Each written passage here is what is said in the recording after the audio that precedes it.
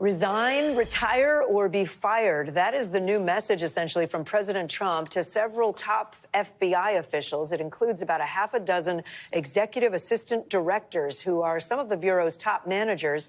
This is the latest in the Trump administration's federal employees shakeup, which he had promised. For more, let's bring in NBC News Justice and Intelligence correspondent Ken Dilanian.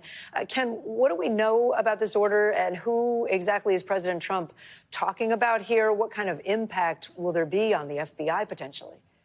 There's an enormous impact, Kate. This is probably the biggest purge in the modern history of the FBI, and we're talking about most of the senior leadership at the Bureau. You mentioned those 6 executive assistant directors.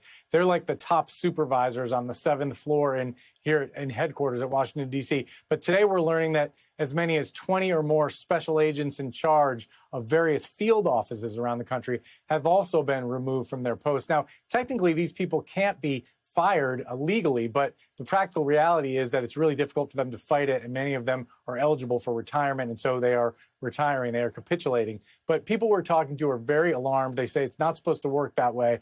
The FBI is not staffed by political appointees, unlike many other agencies. These are career civil servants we're talking about with decades of experience at the nation's premier law enforcement agency that's also an intelligence agency. And there's real concern here about who's going to fill these jobs going forward, and also why this is being done. Is this retribution because the FBI investigated Donald Trump in 2 criminal cases? You would think you lose some of the institutional knowledge just by eliminating people who've been there a long time.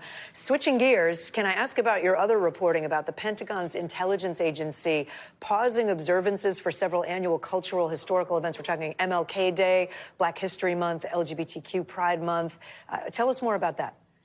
Yeah, and they say in a memo that we've obtained that this is in keeping with the Trump administration's push to eliminate all DEI initiatives. And we have heard that it's not just at the Defense Intelligence Agency. This is going on across the government.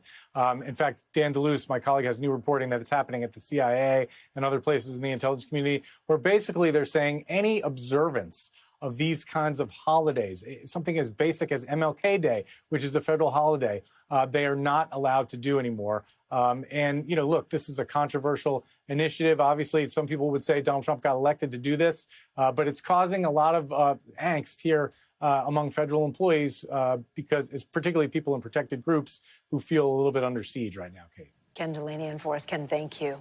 Thanks for watching. Stay updated about breaking news and top stories on the NBC News app or follow us on social media.